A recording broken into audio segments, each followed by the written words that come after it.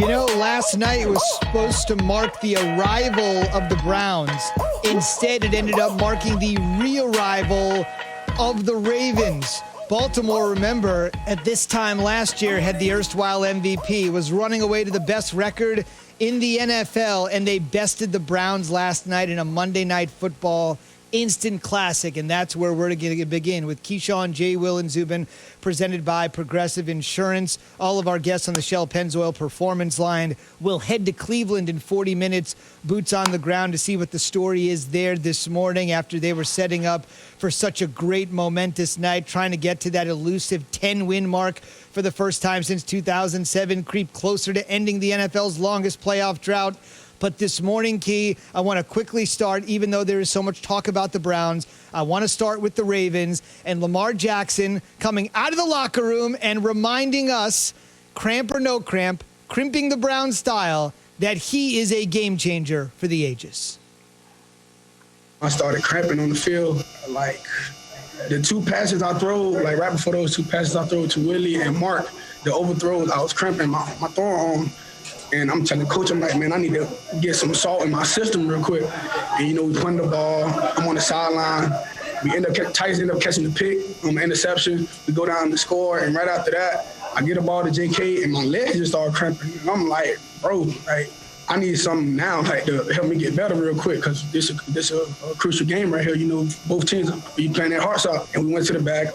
You didn't have to use the bathroom or anything in the back, right? You know, there's a lot of talk on social media that you were kind of like jogging, like you had to use the bathroom or something. No, I was cramping. I ain't putting Paul Pierce. I didn't put Paul Pierce. I was cramping. Key, no wheelchair. We saw it last night. Got out there and returned under his own power. Key, I'm sure you'd love that, considering that wheelchair moment, of course, came against your Lakers. But what did you make of that amazing moment? The Ravens right back in the thick of the playoff chase. They're in the 8th spot on the outside looking in, but with the momentum they have and an easy opponent on the way Sunday, perhaps a chance for a little momentum. I think it's great. You know, whenever you see a guy like this do the things that he's capable of doing, going in, needing to get what he needed to get back out on the field, you know, when you start cramping, you know, there's all sorts of different concoctions and remedies that people do, whether it's pickle juice, whether it's Pedialyte, all sorts of things. So he goes in the locker room, he gets that. He knows that his team desperately needs him no matter what the situation is. He goes right back out there, and he gets the job done. How could you, you know, he couldn't have written this any better, right? I mean, this is Monday Night Football. You know, in the same draft class as Baker Mayfield, 2 former Heisman Trophy candidates going up, winners going up against each other. It's just amazing to see that he's able to come out there and deliver the football in sync the way that he was able to do it. Now, throwing the ball back against the grain, I didn't necessarily like that, but he completed a great pass against Hollywood Brown. I mean, with Hollywood Brown against the Cleveland Browns. So you can't complain about what he was able to do. This is why this young man was the former MVP in the National Football League, and there's so much conversation swirling around whether or not he's a franchise quarterback. You do it in different ways. He's a franchise quarterback. You just do it in different ways. Zubin, I know we're going to have 4 hours to talk about football. We're going to be breaking down why Lamar Jackson reminded us of being the former MVP, how Baker Mayfield electrified his team, even though after throwing the turnover, leading them in the comeback, being down 14 points. But I got to tell you, brother, I rode with the Browns last night. I got in late. I got in plus 3.5. And I got to tell you, the lateral passes at the end of the game and the safety by Jarvis Landry, I took my phone, essentially, and almost threw it at the wall. I have a backup phone. That's how I felt last night after I lost a lot of money. I'm just going to say it to you. I'm really mad. I have to vent my frustration to the American people because I feel like a lot of people were in the same boat that I was in last night. And I know Key's going to tell me, well, that's why you don't bet. Don't do things like that. I'm just saying I had it. I had it. And the lateral passes to the safety broke my spirit last night. That's all I'm going to say. Let's get back to football. Sorry. I don't think they were playing the game based on your. I don't really care what you have to say right now, Keyshawn. Financial really betting Joseph, and things of that nature. It doesn't help me right now. Lay out. Well, that's not my. Don't bet. That's There you on go. you. Zubin, I love the sweater this morning. I love it. It was a great Thank Monday you. night game, one that we hadn't seen in a very, very long time. And I think what I take away from this is the Cleveland Browns are still in it. They should build on this. You know, I've been in situations when I was with the Tampa Bay Buccaneers. We lost to the Philadelphia Eagles. It felt like every single time that we took the field against the Eagles, we were losing. And eventually, we got over the hump in the playoffs and the NFC Championship game. We went on and won the Super Bowl the next year. We went back to Philadelphia opening day, and we kicked the you-know-what out of them. So I think Cleveland is headed in the right direction.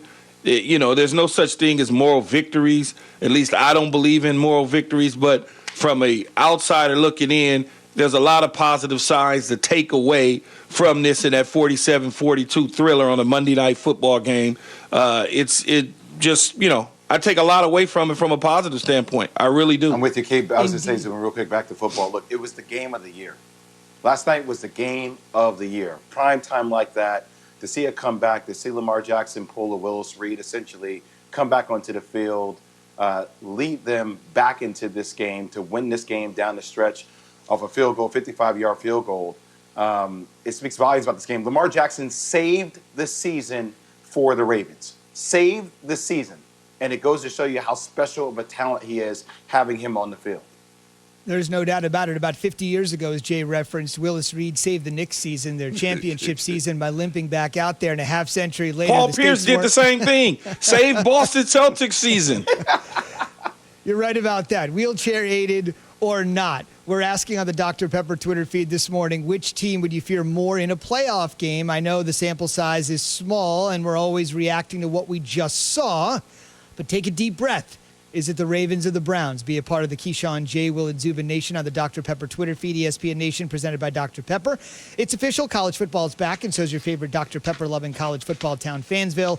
Head to a store near you to treat your inner college football fan to a nice cold 20-ounce Dr. Pepper today. Quickly on the schedule front, I mentioned it's not quite a bye week for the Ravens, but they do have a short week in Jacksonville, which I guess does qualify somewhat of a bye week. The Jags have lost 12 in a row, and with everything going on with the Ravens with COVID, it's a good opportunity to sort of maybe get things in order and reset against one of the NFL's worst teams. Meanwhile, the Browns, this is so 2020. The Cowboys have been flexed out of 2020's Sunday night game for the Browns, and the Browns will take on the Giants. Short week, big stage for Cleveland again. We'll see if this time they can come through with America watching on a Sunday night as opposed to last night. Key real quick, I'm not going to cast aspersions on either team's defense when one scored 47 and one scored 42, but I know you have some concerns about Cleveland's D.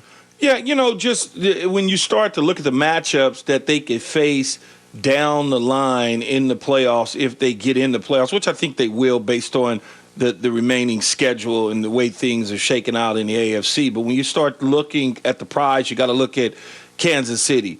Can they hold up against an explosive offense like Kansas City? Can they punish again